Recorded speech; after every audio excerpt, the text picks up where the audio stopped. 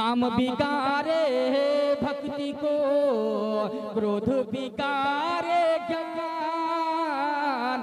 काम बिगारे भक्ति को, क्रोध बिगारे ज्ञान। लोभ बिगारे त्याग को, मोह बिगारे ध्यान, मोह बिगारे ध्यान। दोस्तों, अल्लाह का लाख लाख शुक्र है कि अल्लाह तबारक व तआला ने हम सबों को ईमान वाले घर में पैदा किया।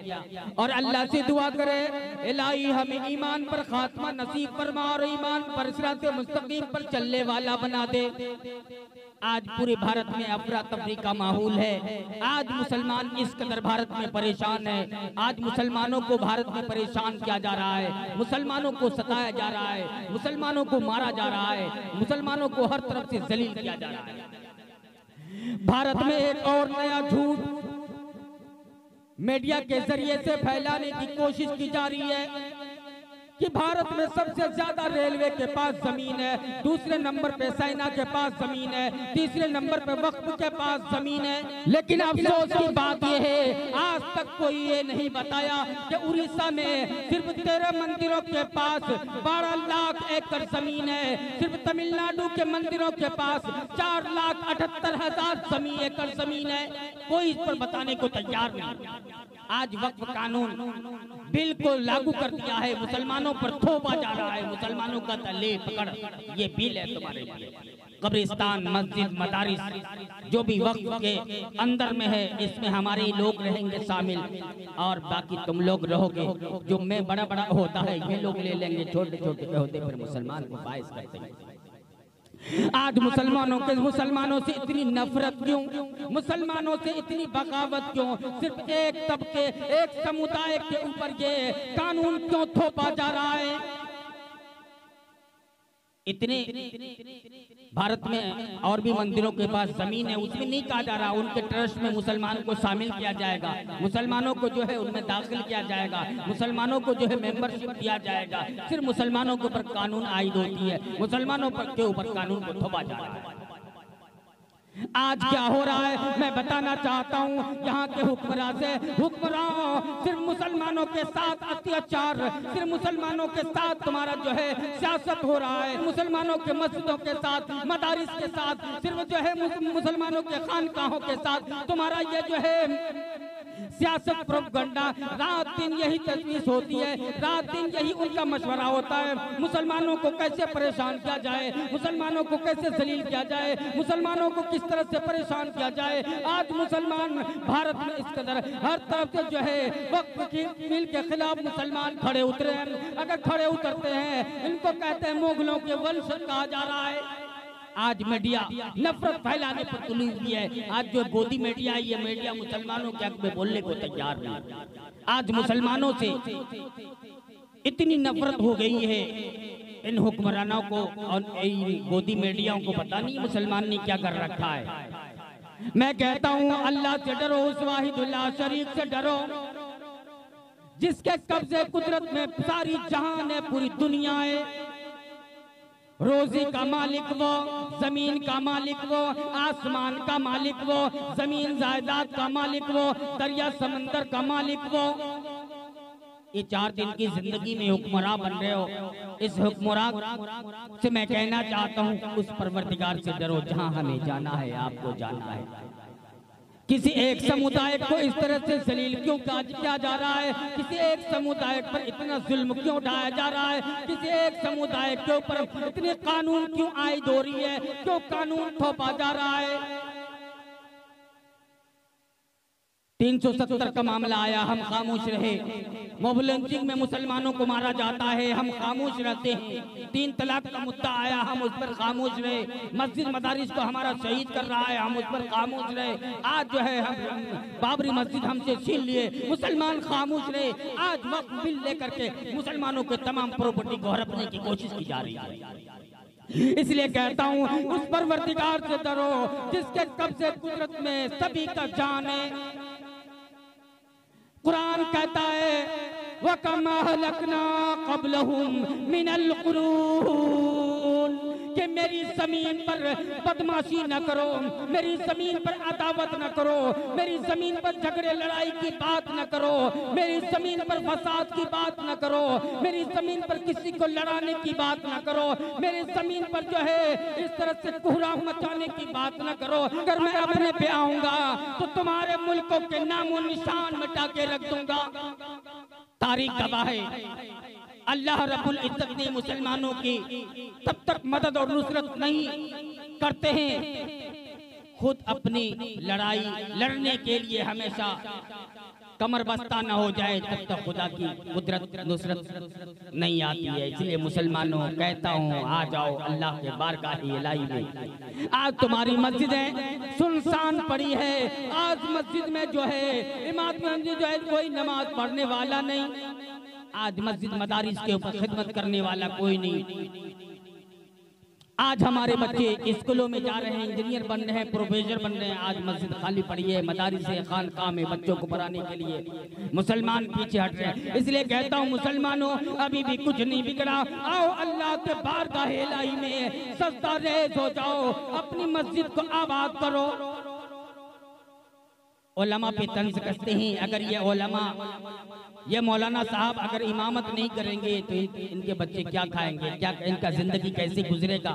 मैं उनसे कहना चाहता हूँ, उलमाए किराम अपनी जिंदगी किसी तरह बसर कर लेंगे, किसी तरह गुजारा कर लेंगे, कैसे भी कमा लेंगे, अपनी बच्ची की परवरिश करेंगे।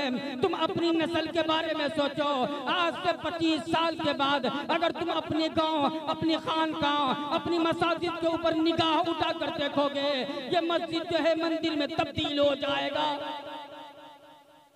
आज जिस तरह से हर बार अपना रहे ना यहाँ के हुक्मरान, तो खुदा की कसम इस हालत में अगर तुम आवाज नहीं उठाओगे तो तुम्हें जिंदा ही मिट्टी में दफना दिया जाएगा।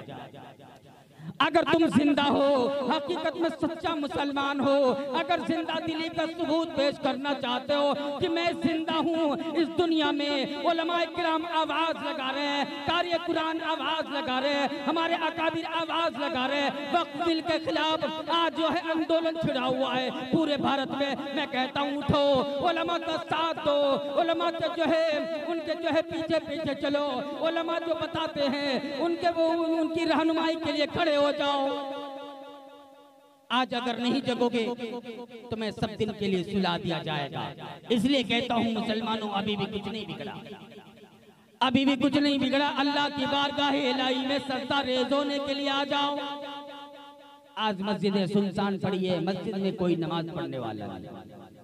कहते हैं ना वक्त बिल में जो मुसलमान 5 साल के अंदर में देखा जाएगा मुसलमान है और 5 साल के अंदर जो है उन्होंने मुसलमान के सही तौर तरीके से अपनी जिंदगी गुजारा हो तो उन पे वक्त बिल में उसकी मान दिया जाएगा, उनका सम्मान दिया जाएगा, नहीं तो उनको नहीं माना जाएगा। इसलिए कहता हूँ मुसलमानों, अभी भी कुछ नहीं बिगड़ा, आओ अल्लाह के बारगाह इलाही में सजदा रेज़ हो जाओ। जिस समुदाय ने 1857 के अंदर इस देश की आजादी के लिए बढ़ चढ़ के हिस्सा लिए, 1857 में अगर आप मुसलमानों की कुर्बानी को अगर आप देखेंगे तो आपके पैरों के नीचे से जमीन खिसक जाएगी। मुसलमानों ने 1857 में किस तरह से देश की आजादी के लिए, हिंदुस्तान की आजादी के लिए बढ़ चढ़ के हिस्सा लिए। और जब आप देखेंगे दिल्ली से आगरा तक कोई ऐसा दरख्त खाली नहीं था जहाँ उलमा की गर्दन न लटकी हो। उलमा फांसी पर चढ़ गए देश की आजादी के लिए।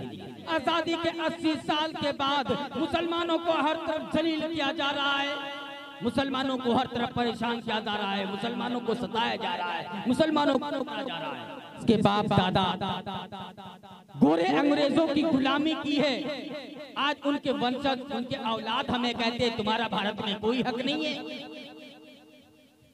1857 के इतिहास निकाल के देख लो, देखो उसमें 1857 में मुसलमानों ने क्या कुर्बानी दी है। वहाँ दिल्ली से आगरा तक कोई ऐसा पेड़, कोई ऐसा दरख्त नहीं बचा था जहाँ मुसलमानों उलमा की गर्दन न लटकी हो।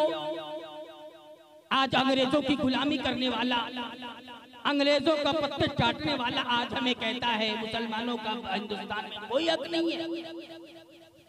आज हमें ललकार रहे हो। सभी का खून है शामिल यहाँ की मिट्टी में, कि सभी का खून है शामिल यहाँ की मिट्टी में। अरे किसी के बाप का हिंदुस्तान थोड़ी है। कोई अगर गोरे अंग्रेज की औलाद हमें कहेगा तुम्हारा भारत में कोई हक नहीं है, उनको मुंह तोड़ जवाब देना होगा। अब हमें खामोश नहीं बैठना होगा, क्योंकि उन गोरे अंग्रेजों के गुलामों को कहना चाहता हूँ कि जितना मुसलमानों ने कुर्बानी दी है, मुसलमानों ने कुर्बानी पेश किया है, उतने तुम्हारे बाप दादा उस वक्त अंग्रेजों की गुलामी किया करते थे। आज हमें तुम ललकार रहे हो, ये मुसलमान डरने वाला नहीं, क्योंकि मुसलमान ने अपनी कुर्बानी दी है देश की आजादी के लिए। आज मुसलमानों को हर तरफ से परेशान करने की कोशिश की जा रही है। जिस तरह हजरत मौलाना हुसैन अहमद मदनी रहमतुल्लाह अलैह ने गोरे अंग्रेजों के खिलाफ लड़ाई लड़ी थी, अब वक्त आ पड़ा है इसी तरह हमें भी काले अंग्रेजों से लड़ना होगा। अगर खामोश रहेंगे इस तरह से हमारे ऊपर जो है कानून तोड़ दिया जाएगा। इसलिए उलमाए अकाबिरीन आज चिल्ला लगा रहे हैं, उलमाए किराम की हुक्म को बचा। दोस्तों तो आपको हर तरफ से परेशान किया जा रहा है, जिस तरह से संविधान के खिलाफ ये लोग कर ही रहे हैं, क्योंकि संविधान में तो लिखा हुआ है संविधान के अनुसार चलना है, लेकिन ये लोग संविधान से अलग हट करके एक अलग कानून बनाना चाहते हैं। इसलिए तमाम मुसलमान भारत के संविधान को मानता है, और इंशाअल्लाह जब तक जो है जान रहेगी, हमारा जो है ईमान रहेगा, तब तक हम संविधान को मानते रहेंगे। हम संविधान को उल्लंघन नहीं करते, लेकिन संविधान से हट के जो काम करेगा हम उसको मानने को तैयार नहीं, क्योंकि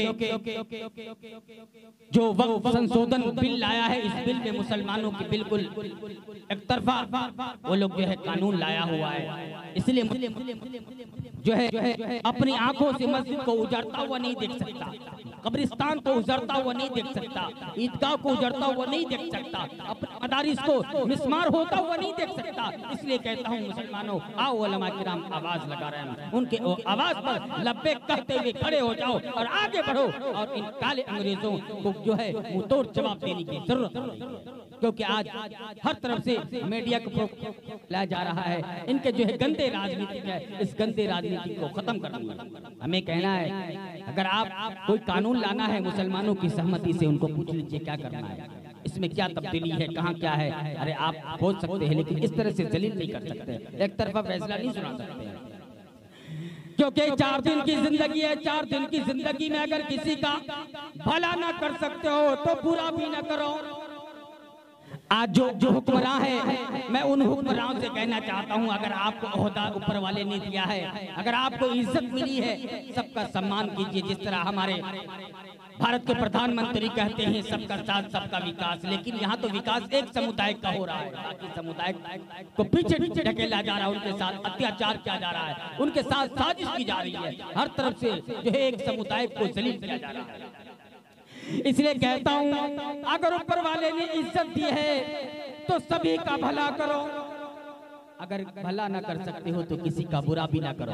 क्योंकि कबीर दास ने कहा है कि बड़ा हुआ तो क्या हुआ, अरे जैसे पेड़ खजूर, बड़ा हुआ तो क्या हुआ जैसे पेड़ खजूर, और पंछी को छाया नहीं, फल लगे अति दूर, फल लगे अति दूर।